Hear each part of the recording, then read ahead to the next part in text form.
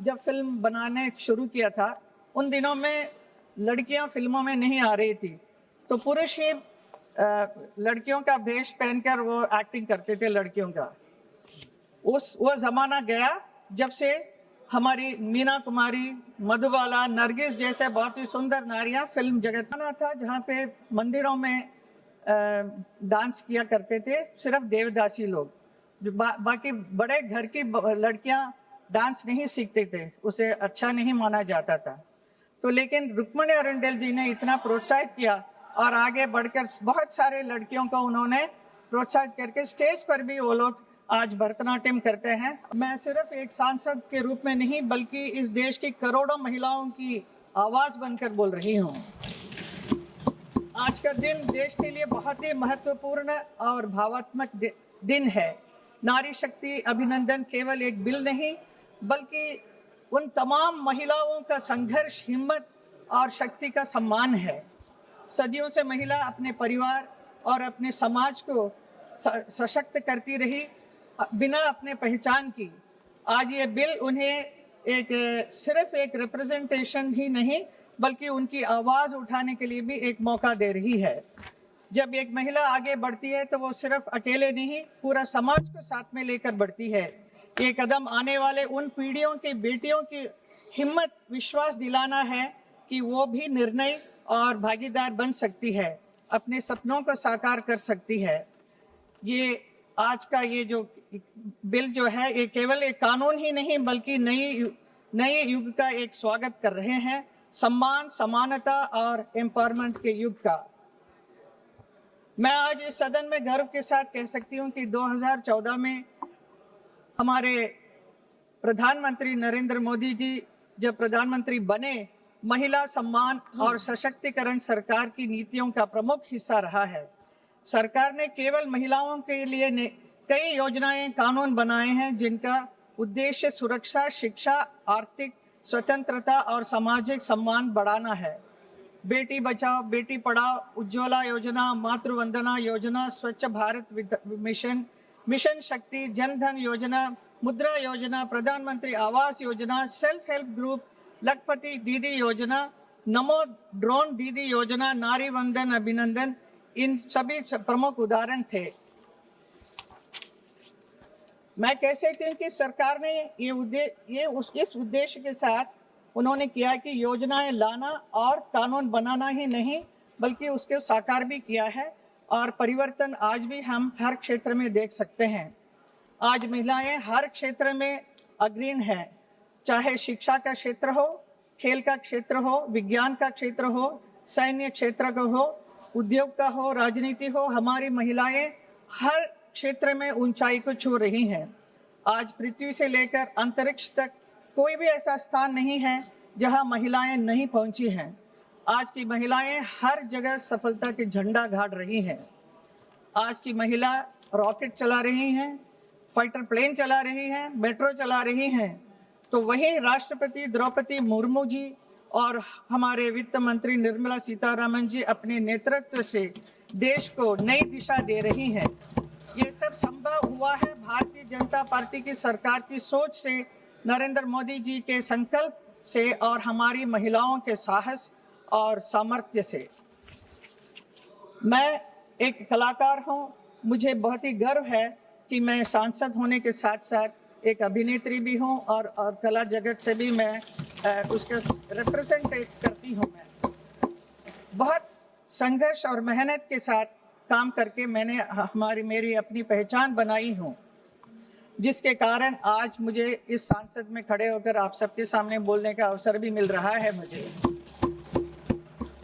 एक ज़माना था जब फिल्म बनाने शुरू किया था, उन दिनों में लड़कियां फिल्मों में नहीं आ रही थी, तो पुरुष ही लड़कियों का भेष पहनकर वो एक्टिंग करते थे लड़कियों का। वो ज़माना गया जब से हमारी मीना कुमारी, मधुबाला, नरगिस जैसे बहुत ही सुंदर नारियां फिल्म जगत में आने लगी, तो ये उन बाकी सभी महिलाओं को प्रोत्साहित किया, तभी बहुत सारे लोग फिल्मों में ज्वाइन किया।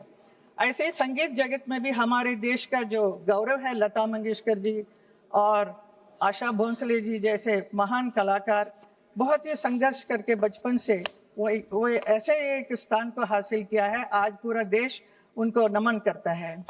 और उन्होंने भी बहुत संघर्ष किया, जिसकी वजह से संगीत जगत में भी आप देख सकते हैं बहुत सारी लड़कियां फिल्मों में गाना गा रही हैं आज। बहुत हाल ही में आशा जी का निधन हुआ है, तो मैं उनको विनम्र श्रद्धांजलि अर्पित करना चाहती हूँ, आशा भोंसले जी का। कुछ दशक पहले मैं भी जब फिल्मों में आई थी, तो मुझे भी एक फिल्म, मेरी पहली फिल्म थी सपनों का सौदागर, उसमें भी मैंने एक बंजारन का रोल किया था, वो भी आत्मनिर्भर, self reliant, self independent role किया था फर्स्ट फिल्म में। उसके बाद सीता और गीता, आप मालूम है गीता का रोल कैसा था, और ऑफ कोर्स बसंती का रोल शोले में, तो टांगे चलाकर वो अपना जीवन यापन करने लगी।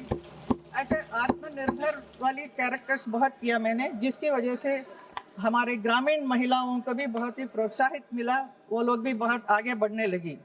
इसके अलावा मैंने पुलिस इंस्पेक्टर का भी रोल किया, उससे भी बहुत इफेक्ट हुआ है।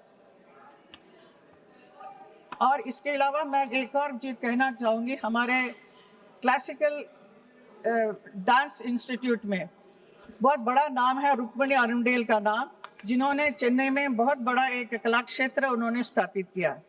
एक ज़माना था जहाँ पे मंदिरों में डांस किया करते थे सिर्फ देवदासी लोग, बाकी बड़े घर की लड़कियाँ डांस नहीं सीखते थे, उसे अच्छा नहीं माना जाता था। तो लेकिन रुक्मिणी अरुंडेल जी ने इतना प्रोत्साहित किया और आगे बढ़कर बहुत सारे लड़कियों को उन्होंने प्रोत्साहित करके स्टेज पर भी वो लोग आज भरतनाट्यम करते हैं, और एक रुक्मिणी देवी अरुंडेल ने प्रेरणा लेकर महिलाएं नृत्य के क्षेत्र में आगे आई। आज शास्त्रीय नृत्य कला को, डिवाइन आर्ट और नृत्यांगना को सम्मान की दृष्टि से समाज में देखा जाता है।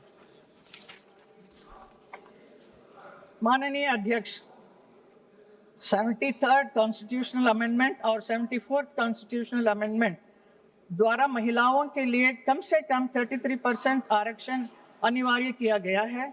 बाद में कई राज्यों ने इसे बढ़ाकर 50% कर दिया है। पहले स्थानीय शासन में महिलाओं की उपस्थिति बहुत कम थी, अब वो सरपंच, पार्षद और मेयर के रूप में सक्रिय हैं और बहुत बढ़िया काम कर रही हैं हर क्षेत्र में। इससे जल, शिक्षा, स्वास्थ्य, स्वच्छता जैसे मुद्दों को प्राथमिकता मिली, जो सीधे आम जीवन से जुड़े हैं। 50% महिला आरक्षण ने स्थानीय शासन को अधिक समावेशी, संवेदनशील और प्रभावशाली बनाया है। ये केवल महिलाओं के लिए अवसर नहीं, बल्कि पूरे समाज के लोकतांत्रिक विकास की दिशा में एक क्रांतिकारी कदम रहा है। लेकिन संसद और विधानसभा में अभी भी महिलाओं का प्रतिनिधित्व बहुत कम है। संसद में 15% और विधानसभा में 10% से भी कम है। Madam kindly conclude madam. कभी कभी ये पूरा करने के लिए नरेंद्र मोदी जी के नेतृत्व में सरकार ने 2023 में नारी शक्ति वंदन अधिनियम लाया, और अब वो संविधान संशोधन लाया गया है ताकि संसद, विधानसभाओं में महिलाओं को 33% आरक्षण दिया जा सके। इसको लोकसभा की सीट भी बढ़ाई जा सकती है। इसमें सभी जाति, सभी धर्म और सभी क्षेत्र की महिलाओं को अवसर दिया जाएगा, कोई भेदभाव नहीं है। ये बात मैं विपक्ष को जो मांग रहे हैं उनके लिए मैं कह रही हूँ। ये नरेंद्र मोदी जी ही ये संभव कर सकते हैं। उन्होंने अपने संकल्प से ये संभव किया है, मैं उन्हें बार बार नमन करती हूँ। Please conclude madam. मैं आज इस सदन में उन अनगिनत महिलाओं की ओर से कहना चाहती हूँ जिन्होंने कभी सांसद देखा भी नहीं है, लेकिन अपने घर और समाज के लिए हर दिन संघर्ष किया।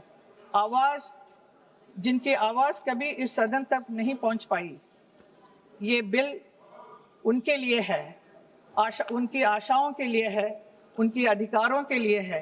माननीय श्री ये बिल आनंद बेटी भदौड़िया के जी। लिए है, अपने गांव से निकलकर देश की सेवा करना चाहते हैं जो। ये विधेयक उस माँ के लिए है जो अपने बच्चों के बेहतर भविष्य का सपना देख रही है। ये बिल जो है उस हर महिला के लिए है जो अपनी पहचान, सम्मान के लिए लड़ रही हैं। लेकिन मैं ये भी कहना चाहूंगी कि महिला सशक्तिकरण केवल कानून बनाने से नहीं होगा। हमें समाज की सोच बदलनी होगी। हमें बेटियों को बराबर अवसर देना होगा। हमें परिवार और समाज में सम्मान देना होगा। Ma'am, I call the next speaker. Kindly conclude, ma'am. हर क्षेत्र में महिलाओं की Ma'am, please भागीदारी conclude. बढ़े, महिलाएं आगे बढ़े, आत्मनिर्भर बने, यही Madam, हमारी kindly conclude, मांग madam. है। और मैं Please हमारे conclude. Madam, please conclude. अंत में मैं आपके माध्यम से सदन के सभी साथियों से अनुरोध करती हूँ कि हम सभी दलगत राजनीति से ऊपर उठकर इस बिल का समर्थन करें। यही